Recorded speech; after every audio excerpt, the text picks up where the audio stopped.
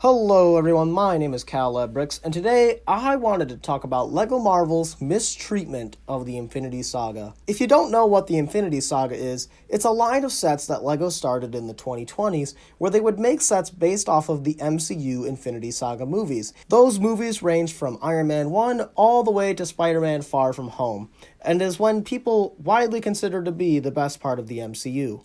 Now, when this started, a lot of LEGO fans were excited because we had the possibility of getting sets we hadn't gotten back in the day, like Iron Man 1, Captain America the Winter Soldier, or even the Incredible Hulk. The list goes on.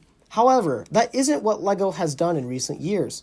Sure, we got a set for Iron Man 1, but we haven't seen sets for the other movies like Captain America the Winter Soldier or the Incredible Hulk. But why aren't they revisiting these? Well, it's because they like to revisit popular movies like Avengers Endgame, which seems to be their favorite to go back and make sets for because the movie is popular and they know that those sets will sell. Since the Infinity Saga wave started, we've gotten 3 Avengers Endgame Final Battle sets, and I'd argue that only one of them is good, that being their first one.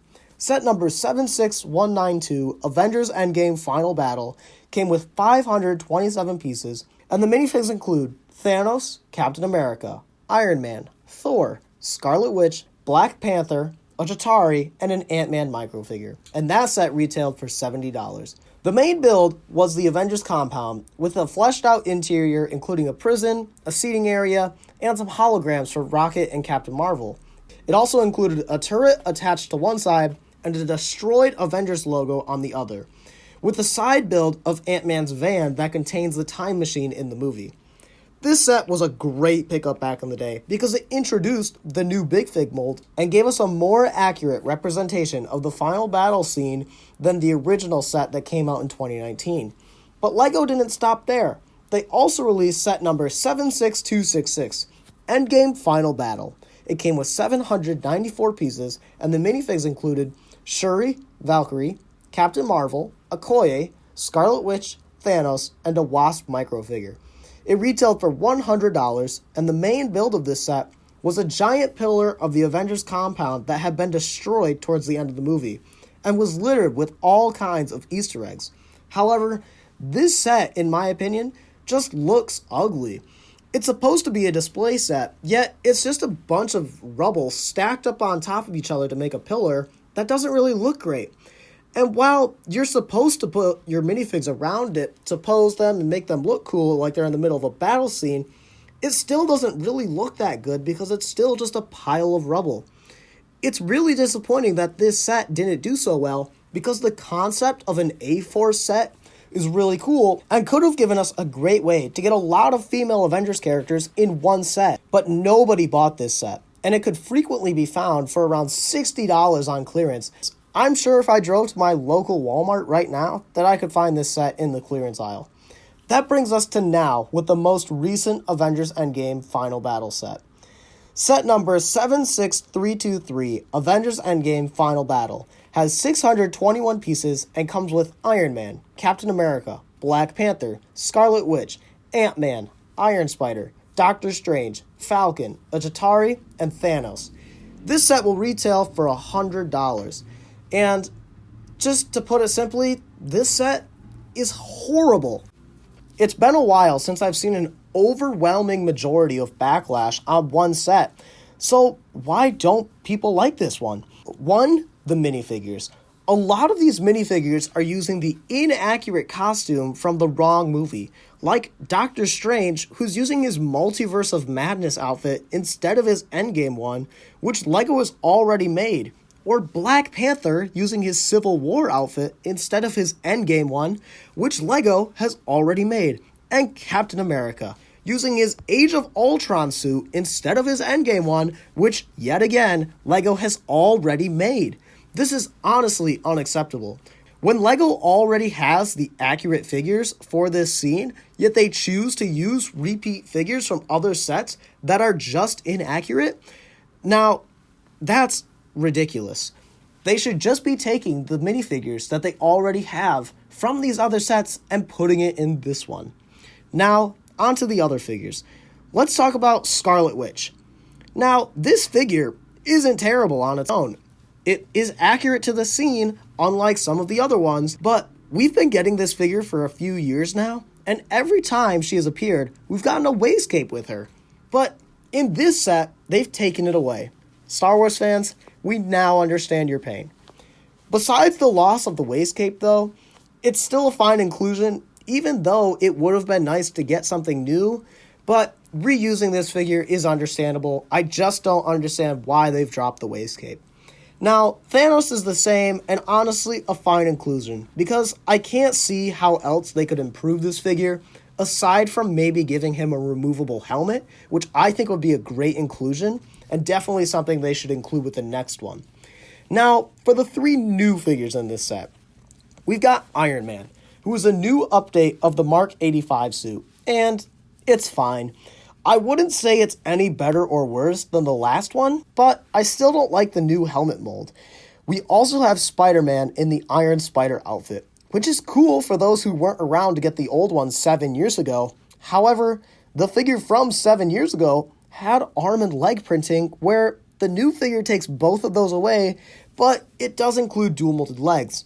Now, if this was the first time we had seen dual molded legs on a Spider-Man, I would say that this is a fair trade-off. However, we've been getting Spider-Man minifigures with printing on dual molded legs and arm printing for a while now, so for LEGO to not include it here is pretty pathetic. And now for the best figure in the set, Ant-Man.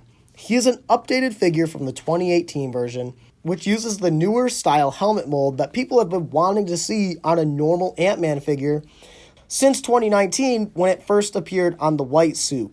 However, every other Ant-Man minifigure has had leg printing on it, and this is the first one to not include it, which is just another instance of LEGO being lazy in my opinion. Also, there's the Chitauri, which is fine, it's just nothing new.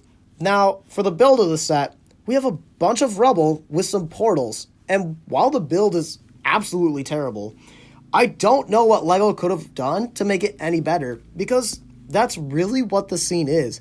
It's just a bunch of rubble with a bunch of portals. Fans have been asking for this specific shot to be a set for a long time now, and to now be given this as the result is extremely disappointing, especially because this is one of the most iconic shots from the MCU. But some of the Infinity Saga set remakes have been good. Look at the most recent Age of Ultron display set. It has a good build, along with almost perfect minifig selection, besides Thor, who's using the wrong outfit. If LEGO is going to make sets for movies that they've already made sets for, then they should give us more sets like this, giving us a scene that we didn't previously get a set for, and giving us upgrades when compared to the previous sets. But what about the movies that LEGO hasn't made sets from? Well, I've got some set concepts for some Marvel movies from the Infinity Saga that LEGO hasn't based a set around yet. First up, I have Asgard Final Battle. It includes Thor, Loki, Odin, and Heimdall, and the build is of the Rainbow Bridge. It depicts the final scene of Thor 1, where Thor drops Loki into the black hole off of the side of the bridge. Now, this set would be really fun, as it would finally give us an Odin and a Heimdall figure for the first time. And they could easily just reuse the Thor and Loki minifigure from the Avengers Tower, because those outfits are almost identical to the ones used in Thor 1. Now, for my next set suggestion, I have Winter Soldier Car Chase. The minifigs include Nick Fury, Captain America, Winter Soldier, and the build would be of Nick Fury's car. Now, in this scene, Captain America is not in his suit. However, I would say that LEGO should include his Winter Soldier outfit because LEGO hasn't included it in a set before, and I know that plenty of people have been asking for it. So in this case, I'm letting LEGO slide and allowing LEGO to put a minifigure in that may not be totally accurate to the scene, but is accurate to the movie, just so that they can give fans what they want in one set. Now, for the build of the set, being Nick Fury's car, I don't really see this being much, besides I want a turret in the passenger seat that Nick Fury can shoot at Winter Soldier with. Now, for my next set, I have Thor versus the Dark Elves. The minifigs include Thor, Malekith, and one Dark Elf minifigure. Now, the main build would be a Dark Elf ship, and I really don't think that this needs to be a giant set. This could probably be around $30. And this would just be a great way for us to get a Malekith figure and a Dark Elf and maybe even the costume from Thor 2, as it's one of those movies that LEGO hasn't made a set for. This isn't one that I'm necessarily excited to see, but I know that some people would like to see a set based off of this movie. The next one I have is the Harlem Showdown, and it is based off the Incredible Hulk movie. It includes Hulk, Abomination, General Ross, and Betty Ross. Now, I know that a lot of people have been asking for an Incredible Hulk-based Hulk big figure, and a lot of people want an Abomination big figure. This would be a great set to include both of them, and you could also throw in Betty Ross and General Ross, which are two characters that we've never gotten before. And with the most recent Captain America movie, I'm sure that a lot of people would like to get a General Ross minifigure to pair with their Red Hulk minifigure. Now, for the main build of this set, I was thinking a car that could be split in half and Hulk could hold onto, so that he could use it like boxing gloves as he does in the movie. And the other build would be a helicopter that General Ross and Betty Ross could fly around in to observe the fight. The next set I have is Captain America Train Battle. It includes Captain America, Bucky, Arnim Zola, and 2 Hydra Goons. Now, the main build of this set will be 2 train cars, with one having an opening door for Bucky to fall out of like he does in the movie. And I think that the 2 Hydra Goons should have flamethrowers attached to their hands, and you can have Cap and Bucky fight these 2 Hydra soldiers while they try to get to the front of the train.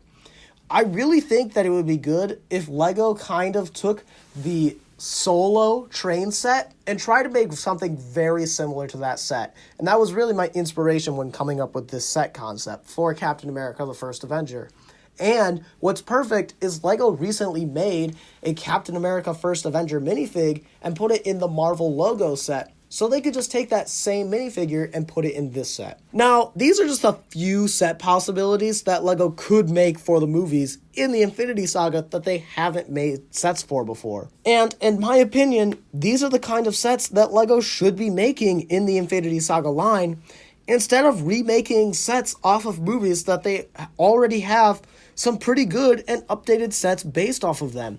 We do not need a 4th or 5th Avengers Endgame Final Battle with just a slightly tweaked name for the set, or even just the same name. Now, this does not mean that I'm opposed to LEGO remaking sets off of all movies that they have already made sets for, because some of the previous movies could use an update on some of their older sets from the Infinity Saga. Like, look at the Avengers Age of Ultron set that I mentioned previously. That set is probably better than all of the previous Avengers Age of Ultron sets that we got in that original wave. And it's heavily rumored that this year we're going to be getting an updated Age of Ultron Quinjet, which I think would be amazing to get, because that set could really use an update for being 10 years old. But I think that LEGO should include at least one new movie set in each of their Infinity Saga lineups for the year. So, say next year, they can include sets from Age of Ultron, or Black Panther, or Doctor Strange, but I think that they should also include a set based off of one of the movies that they haven't made, at least until they've made sets for all of the movies in the Infinity Saga. And this isn't even talking about the Multiverse Saga. Now, a lot of these movies haven't gotten sets based off of them, and I can understand why, as the MCU hasn't been as popular as it has been in recent years, but I think that once the Multiverse Saga is over, I think that LEGO should also make a Multiverse Saga subline, or even just include these sets under the Infinity Saga subline, to go back and make sets for these Multiverse Saga movies that they haven't made sets for, or even the shows. I know that a lot of people really like the Marvel Studios CMF series, where they can get figures based off of the shows, but I know that people would definitely prefer if the shows got sets based off of them. And then, if we didn't have to use the CMF on the shows for Marvel, we could maybe get a comic book CMF and include some classic version of the characters that I know people have been wanting for such a long time, and would honestly be a dream of mine. So, that's all I have for you guys today. If you're still here, don't forget to like and subscribe, and leave a comment on which movie LEGO should make a set for. Should it be for a movie that they've already done, or should it be for a movie that they haven't done? Should they make sets for movies that might not be in the MCU? Should they go back and make sets for the X-Men movies and the Blade movies and maybe Ghost Rider or the Sam Raimi Spider-Man and Amazing Spider-Man movies? Because honestly, I think that if they made those sets would sell, as there are Marvel fans outside of the MCU. So that's all I have for you guys today. I will see you in the next video. Goodbye.